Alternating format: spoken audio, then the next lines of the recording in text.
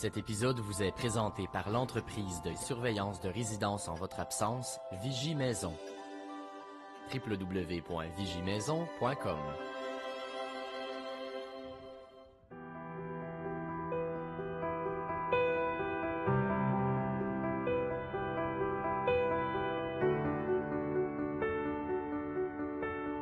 Je dirais que dans mon parcours féministe, le livre d'Elisabeth Badinter, L'amour en plus, m'a beaucoup marqué. Ce qui m'a impressionné énormément, c'est qu'elle démontre que la question de la maternité, c'est une construction sociale. Alors moi, comme jeune féministe à l'époque, qui avait décidé de ne pas avoir d'enfants, mais qui me sentait seule au monde parce que c'était comme impensable, elle vient prouver que je ne suis pas un être anormal parce que la maternité, c'est vraiment un construit et que c'est pas toutes les femmes qui, un, aiment les enfants, deux, en veulent. Elle le démontre beaucoup à partir de l'allaitement maternel. Donc les femmes, pas seulement des classes aisées, mais des classes pauvres, confiaient dès la naissance. Les enfants en nourrissent. Et elle revoyait les enfants peut-être parfois à 4, 5, 6, 7 ans et dans les milieux très riches beaucoup plus tard. Donc, elle défaisait pour moi un mythe qui va être véhiculé beaucoup dans la question de l'avortement. Les femmes ne peuvent pas avorter, elles sont marquées pour la vie, elles vont contre leur instinct profondément, une mère ne peut pas tuer son enfant, etc. Et toute la notion du regret. Ça a été pour moi, ce livre-là, une libération et c'est l'ouverture de tous les possibles, en fait, comme femme. Je n'ai pas à me définir comme mère. Ma vie n'est pas tracée d'avance. Rencontrer un homme, se marier, puis avoir des enfants, puis voilà, c'est mon destin. Tout est possible. Alors, dans ce sens-là, oui, c'est une libération.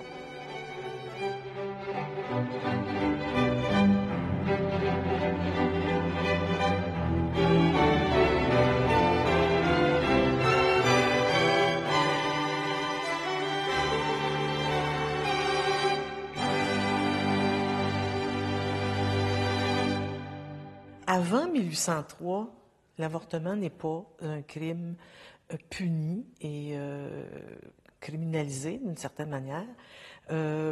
Avant les premiers mouvements du fœtus, qu'on appelait le quickening, donc avant 16 semaines de grossesse, il y avait des avortements, puis personne n'était arrêté, puni ou avait des procès, des accusations.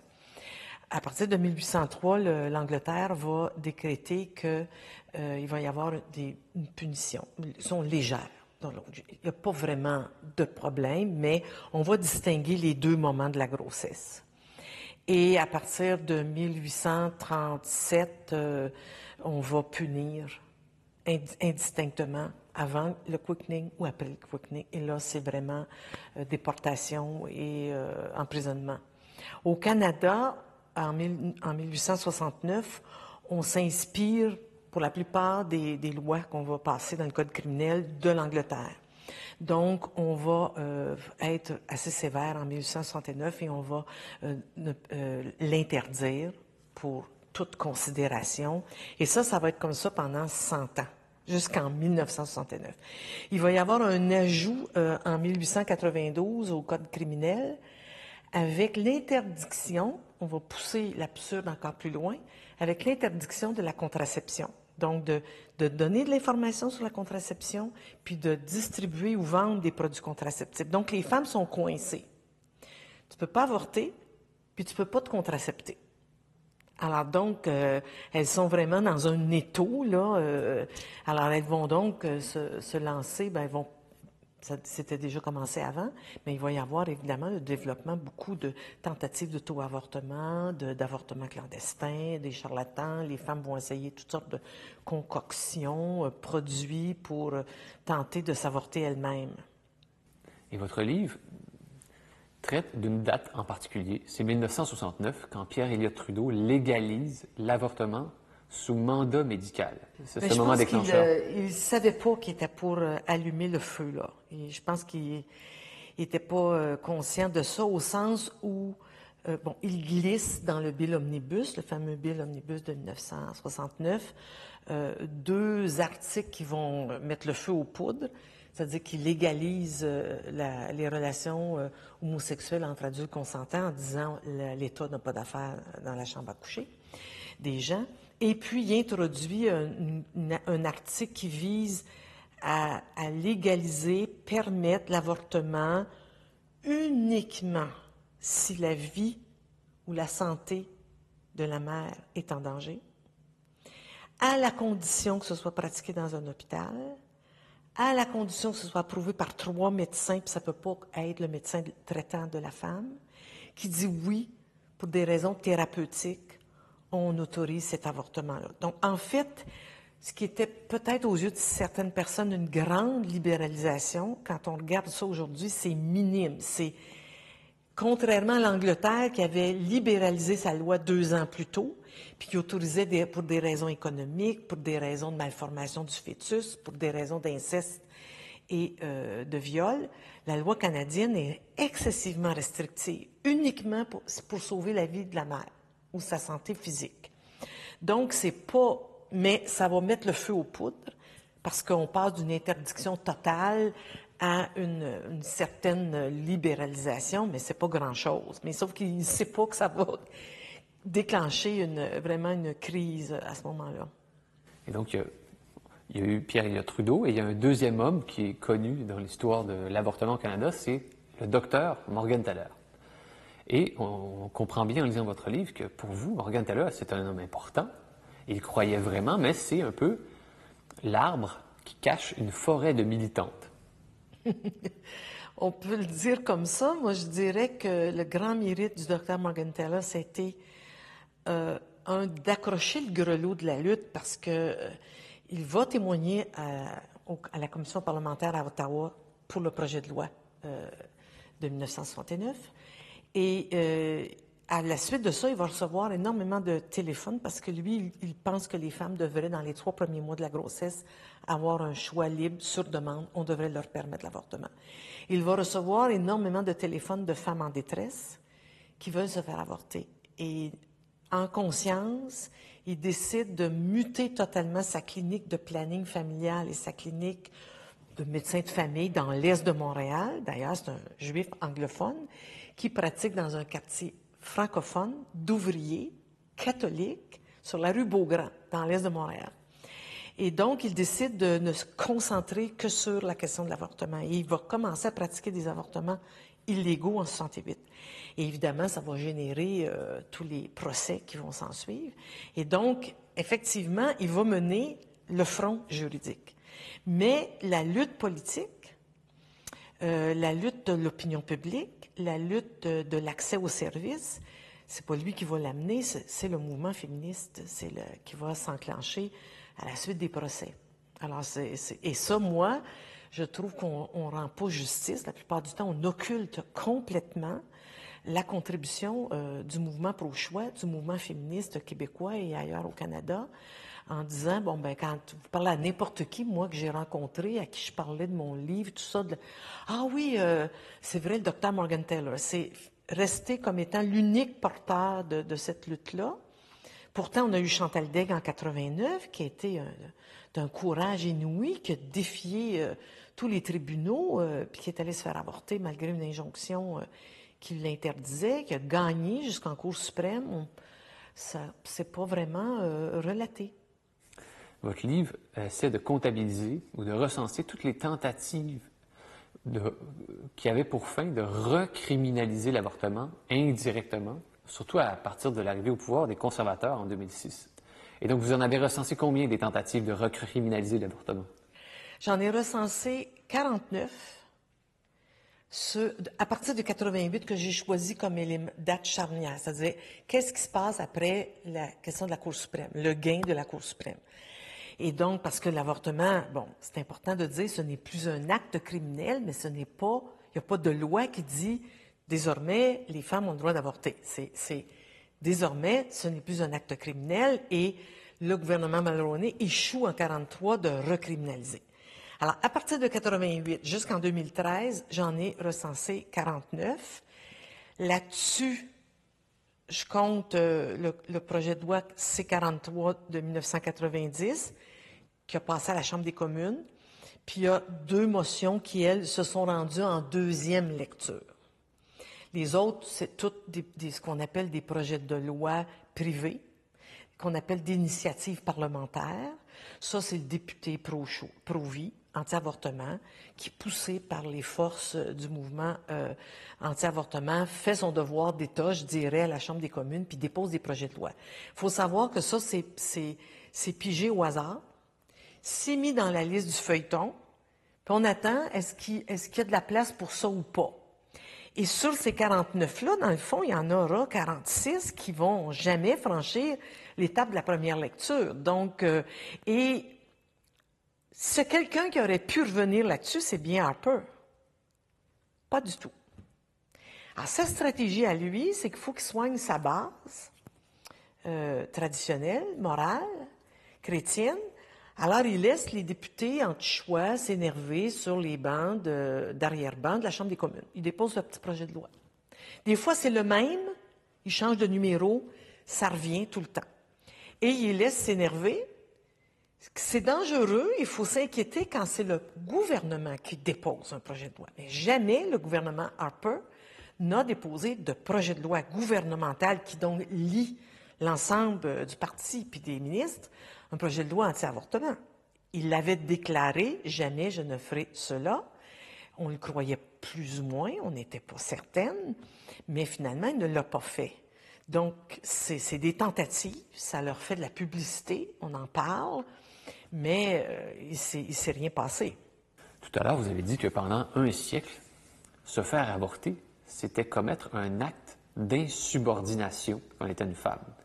Il y a un autre épisode qui ressemble à ça, c'est l'épisode des avortements illégaux dans les CLSC. Ça ressemblait à quoi, cette histoire? Ah, ça, c'est vraiment... quand le docteur Morgan Taylor a eu fini de se refaire une santé après la saga de ses procès en 70 et 76, qui a eu formé plusieurs médecins aux avortements, pratiquer des jeunes médecins, pratiquer des avortements au Québec, des hommes et des femmes, il est convaincu que s'il va ouvrir des cliniques ailleurs dans les autres provinces, il n'y aura pas de problème, puisque c'est le même code criminel, puis ici, il est acté 3 fois. Il va savoir apprendre à ses dépens, qu'on l'attend avec une brique puis un fanal en Ontario, puis en Winnipeg et tout ça. Donc, sa saga dans les autres provinces commence. Et il souhaitait avoir l'appui des féministes québécoises en disant « Aidez-moi, soutenez-moi dans ma campagne pour ouvrir d'autres cliniques ailleurs. » Et les féministes québécoises, ils m'ont dit, en 82, non. Parce que nous, ce qu'on veut, c'est que ce soit des services d'avortement gratuits dans le réseau public de santé. Et donc, on veut profiter de l'espèce de moratoire juridique, puis qu'il n'y a plus de poursuite judiciaire, puis on veut implanter les services d'avortement partout au Québec dans le réseau public, notamment dans les CLSC. Parce que la Coordination nationale pour le droit à l'avortement, puis plus tard la Coalition québécoise, c'est une alliance très puissante entre les féministes, des syndicats, notamment la CSN, la CEQ, les étudiantes des universités, des cégeps, les associations étudiantes, puis le mouvement féministe. Et donc, ces alliances-là vont faire en sorte que on va recommencer à dire on privilégie l'avortement dans les CLSC, ses premières lignes. C'est pas dans un hôpital, c'est une intervention plus légère, etc., etc. Et donc, il y a 2 travailleuses, une médecin, le docteur Jeanne Saint-Amour, et une travailleuse sociale, qui vont avoir l'idée folle de dire le gouvernement, il faut qu'on le mette devant un fait accompli. Le gouvernement du Parti québécois, avec le docteur Lazure, avait tenté de mettre sur pied des cliniques Lazure, c'est-à-dire qu'il avait dit dans 12 hôpitaux au Québec, je vais vous donner de l'argent si vous mettez sur pied une clinique de planification des naissances à la condition d'offrir des services d'avortement. Ça n'a pas marché beaucoup. Alors, elles se disent, on va faire un projet et elles vont convaincre, il y a 5 CLSC de la région de Montréal, des travailleuses dans chacun de ces 5 CLSC, qui vont convaincre leur conseil d'administration de voter un budget pour financer une clinique d'avortement illégale, puisqu'on est toujours avec la loi, Et donc, ça ne se passe pas dans un hôpital, c'est automatiquement illégal.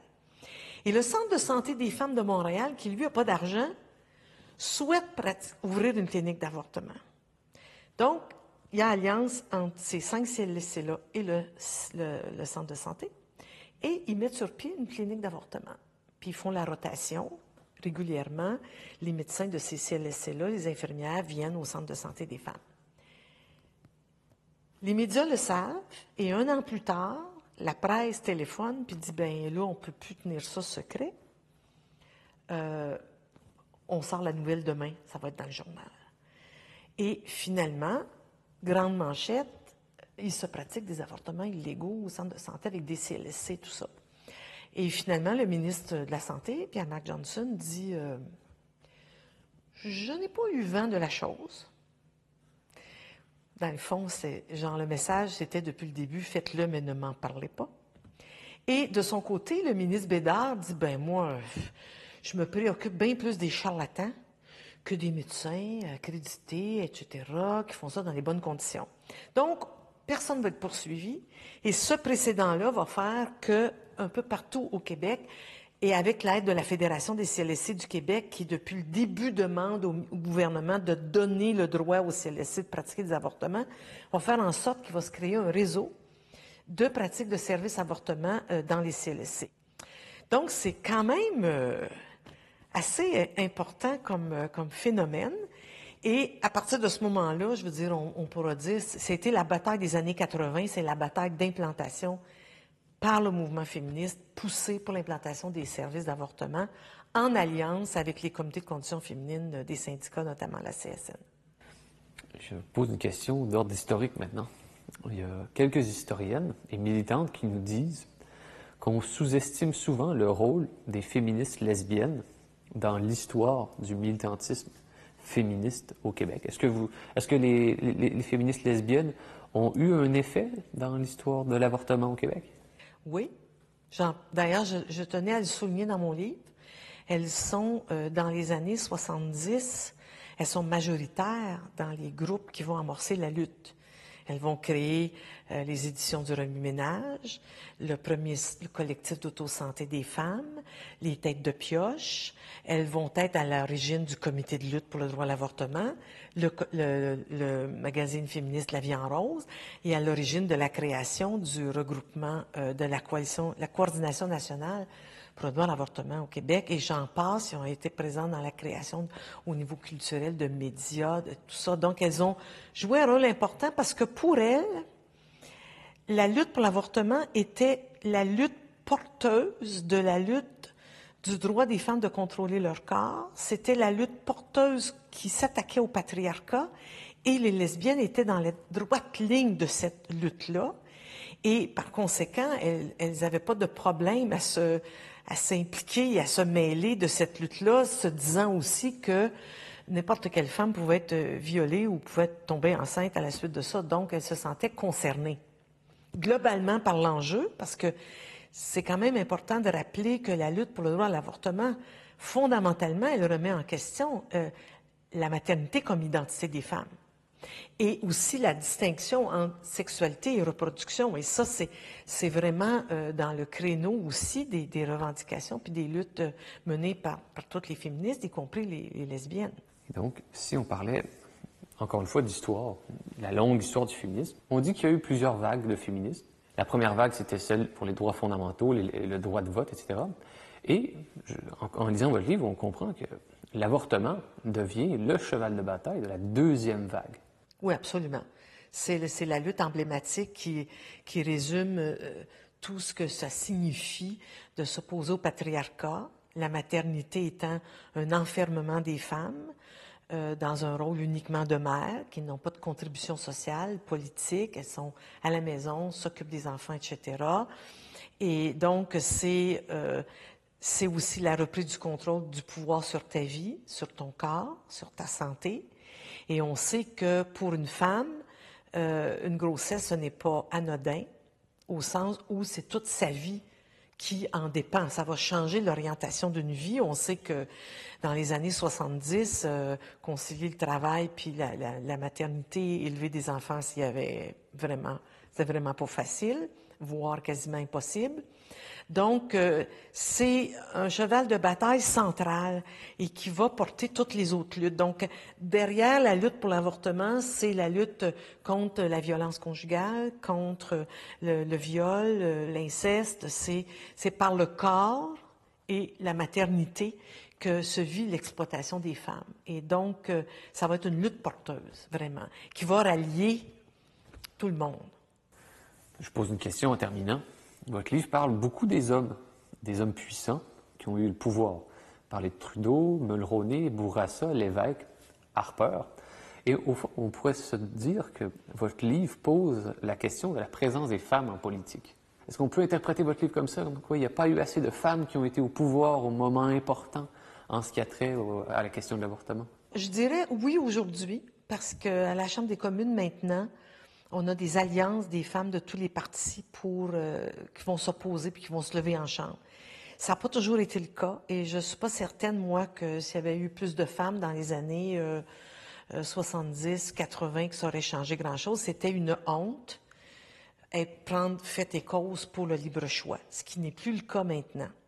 Et en fait, mon livre, ce que je voulais faire ressortir, c'était que la lutte pour l'avortement remet en cause le pouvoir des hommes dans l'Église, le pouvoir religieux, met en cause le pouvoir judiciaire avec des hommes juges et met en cause le pouvoir politique masculin avec des hommes au pouvoir qui ont le culot. Hein? En 1969, il y a une seule femme à la Chambre des communes, puis eux autres, ils vont décider du sort des femmes alors qu'ils n'auront jamais l'opportunité, la possibilité d'être enceinte. Alors moi, je trouve qu'encore qu'on soit dans une situation où il y a une poignée d'hommes qui décident en leur âme et conscience à eux, selon leur conscience, que la conscience des femmes vaut rien, puis qu'eux, en leur âme et conscience, 150, 160 hommes vont décider du sort de ce qui va arriver aux femmes. Ça, pour moi, ça demeure le scandale encore que personne semble s'indigner ou relever ou quoi que ce soit. Ils n'ont pas un mot à dire là-dessus. C'est comme pas c'est pas leur réalité du tout. Et je vous pose une question. Vous avez eu à vous expliquer, je présume souvent, mais au lieu d'écrire un livre d'histoire avec de grands chapitres, de grandes conclusions, vous avez choisi la formule de la chronique. Date après date, événement après événement. Pourquoi avoir fait un tel choix? Ce livre-là, au départ, c'est un dépliant de 2 pages. Hein?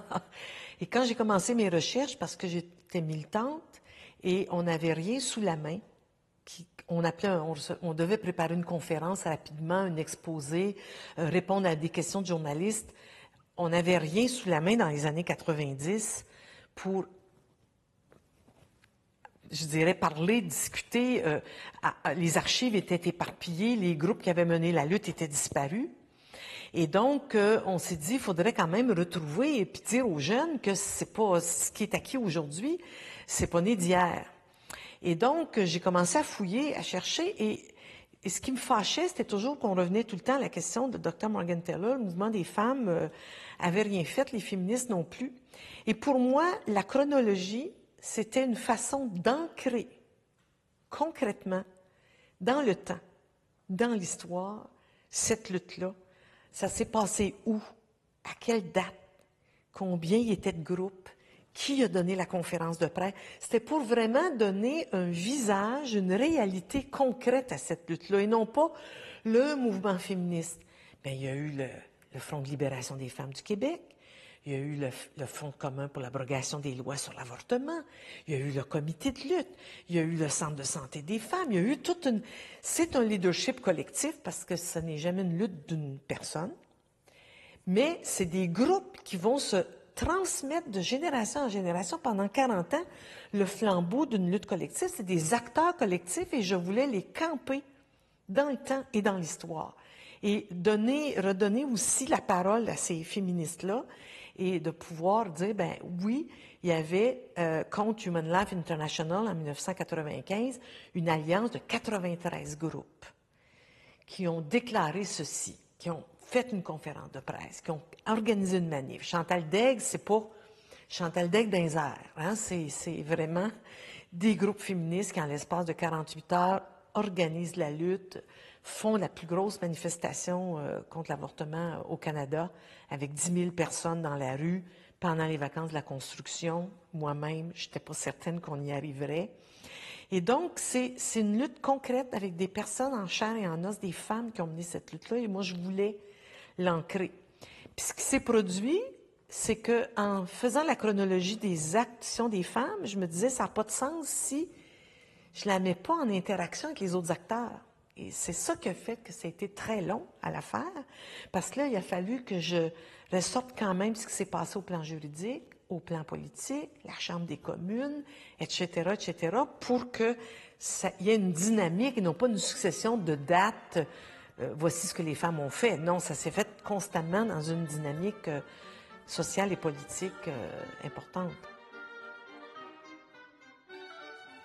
Je dirais, au risque de passer pour une jovialiste, que des amis féministes me disent, je dirais que les revendications formulées en 1970, au moment où cette lutte-là est commencée, on les a atteintes. On les a toutes atteintes.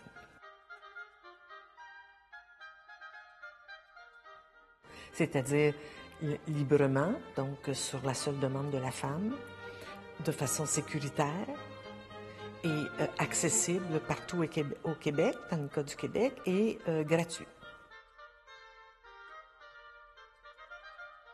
Donc ça, au moment où on se parle, on peut dire que c'est atteint.